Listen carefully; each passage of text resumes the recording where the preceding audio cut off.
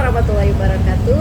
Perkenalkan, nama saya Siti Nabila, calon guru penggerak Angkatan 11 Kabupaten Sukabumi, unit kerja SD Negeri Cipurun. Akan mewawancarai Ibu Kepala Sekolah SD Lewi Nanggung, yaitu Ibu Neneng Rumiana, SPD MM, untuk memenuhi tugas demonstrasi kontekstual modul 3.1 pengambilan keputusan nilai-nilai kebajikan sebagai pemimpin. Terima kasih Ibu telah bersedia meluangkan waktunya untuk saya wawancara. Mohon izin Ibu, kegiatan ini saya rekam untuk kepentingan tugas saya pribadi di pendidikan guru penggerak Angkatan 11 di Kabupaten Sukabumi. Apakah boleh Bu saya rekam?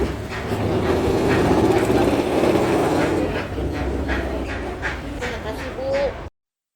Selama ini, bagaimana Ibu dapat mengidentifikasi kasus-kasus yang merupakan dilema etika atau bujukan moral?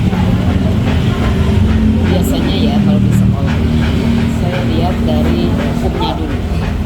Kalau kita melanggar hukum, maka itu disebut dengan salah. Apabila kita melaksanakan aturan itu, maka itu disebutnya benar. Kalau permasalahannya atau kasus-kasusnya, kalau misalnya kasusnya benar lawan salah, maka itu disebutnya bujukan moral. Kalau kasusnya benar dan benar, maka itu kasusnya disebutnya dilema etika. Tetapi biasanya itu tidak ada yang namanya salah. Tidak ada yang salah. Yang harus kita laksanakan adalah bagaimana kita menyelesaikan kasus ini dengan cara yang cepat dan dengan cara yang tepat. Dan kita ambil sisi yang positifnya. Permasalahan-permasalahan seperti ini itu ada yang bisa kita laksanakan dalam waktu yang jangka panjang, ada juga dalam waktu yang jangka pendek. Jadi dilema etika itu menekankan kepada kebijaksanaan, keputusan yang tepat dan kebijaksanaan, karena tidak ada yang salah.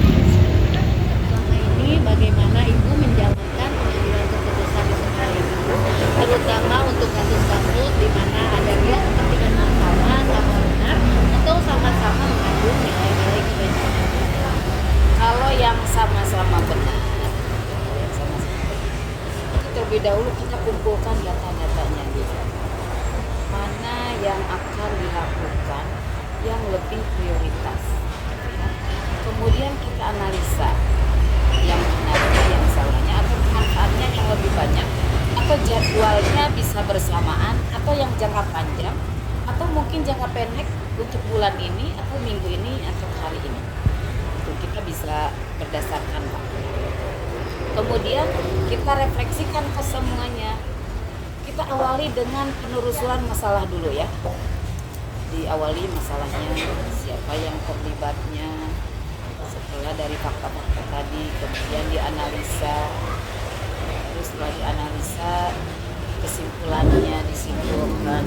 Setelah itu, barulah kita dari fakta disimpulkan, baru kita ambil keputusan. Tentunya keputusannya keputusan yang paling tepat dan keputusan yang paling bijaksana. Apapun kasus, kita harus berpihak pada murid. Utamakan pembelajaran anak didik, utamakan kebaikan siswa-siswi kita supaya kita lebih bijaksana dalam mengambil keputusan.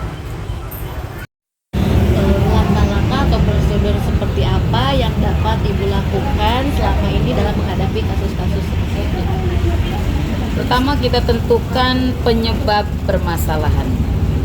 Setelah itu kita cari data-data dari warga sekolah, dari guru, dari bapak ibu wali murid, dari anak-anak, ya. Siapa yang terlibat. Setelah itu kita berdiskusi dengan warga sekolah. Bagaimana nih solusinya, keputusannya? Kita tidak mengambil dari satu pihak saja, karena ini ada keputusan ini harus urgen, harus berpihak kepada siswa. Semua harus memikirkan apa yang terbaik untuk kenyamanan siswa-siswa kita di sekolah. Apa saja yang selama ini Ibu anggap efektif dalam pengambilan keputusan pada kasus untuk dilema etika. Pertama itu kita ketika ini masalahnya, kemudian siapa saja yang terlibat di dalam mengambil keputusan yang terbaik. Kemudian kita telah orang-orang yang terlibat itu sifatnya urgen, jangka panjang, jangka pendek, atau banyak alternatif diskusi yang akan kita lakukan supaya nanti kita bisa mempertimbangkan situasi dan kepentingan yang terlibat. Hal-hal apa saja yang selama ini merupakan tantangan dalam pengambilan keputusan pada kasus-kasus dilema etika?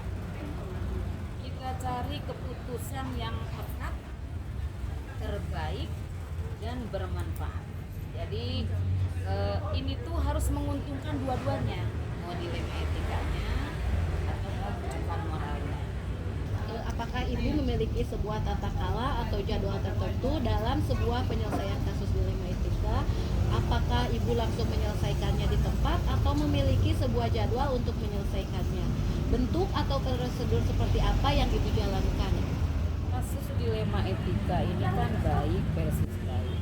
Jadi yang dilakukan itu adalah semuanya tiga-tiganya. Ada yang jangka panjang, jangka pendek, urgensi pada hari itu juga bisa kita eksekusi semua permasalahannya. Contohnya begini, minggu kemarin kan sekolah gladi itu, gladi ANBK ya, Bu Nabila ya. Di gladi ANBK itu kita tuh membutuhkan anggaran. Kebetulan waktu itu sarana wudhu anak, sarana air lah, sarana untuk kebutuhan air itu rusak. Jadi yang harus dilakukan yang pertama kali ini yang mana? Dua-duanya penting, begitu. Jadi sudah ada jadwalnya dari sana, tidak bisa maju, tidak bisa mundur. Air juga penting buat cuci tangan, buat wudhu anak, itu sehari-hari. Apalagi anak-anak yang kelas 1 itu pipis kalau sarana untuk buang air kecil, buang air besar itu sangat urgent sekali. Maka pada waktu itu ada yang namanya hari Sabtunya kita kebetulan Maulid Nabi Muhammad SAW. Nah, si jadwal Maulid ini kita majukan karena di Maulid ini ada nilai-nilai kebajikan untuk infak dan sedekah. Infak dan sedekahnya ini sebagian untuk Maulid Nabi, sebagian untuk merapikan nambah ya. Ini untuk tambahan aja, bukan kita minta ke anak, enggak. Ini mah sedekah anak, sebagian kita alokasikan untuk memperbaiki dari sekolah, dari anak-anak untuk memperbaiki sarana air ini.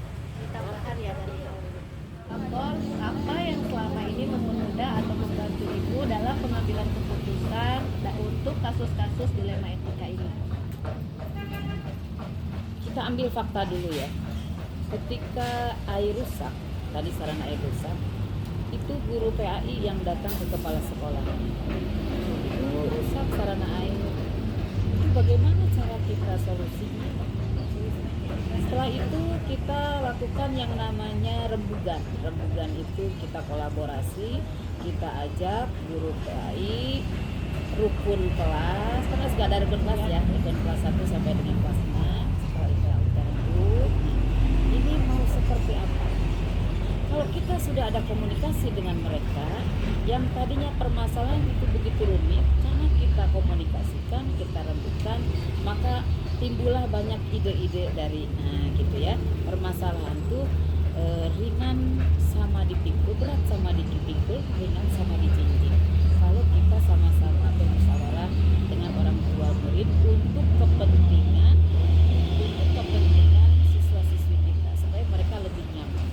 Dari semua hal yang telah Ibu sampaikan, pembelajaran apa yang dapat Ibu petik dari pengalaman Ibu dalam mengambil keputusan dilema etika tersebut? Untuk dilema etika ini, kita yang namanya manusia jangan merasa sok tahu. Keputusan apapun kita tetap berdoa kepada Allah Subhanahu wa Ta'ala untuk mencari jalan yang terbaik. prosedurnya. Ambil dari fakta, kita rembukan solusinya dengan warga sekolah. Setelah itu kita ambil keputusan yang benar-benar bermanfaat untuk kepentingan anak-anak kita. Terima kasih Ibu telah memberikan pengalaman berharganya dalam pengambilan keputusan menangani kasus-kasus dilema etika ini. Mudah-mudahan apa yang Ibu laksanakan bisa saya implementasikan di sekolah saya. Terima kasih ya Ibu.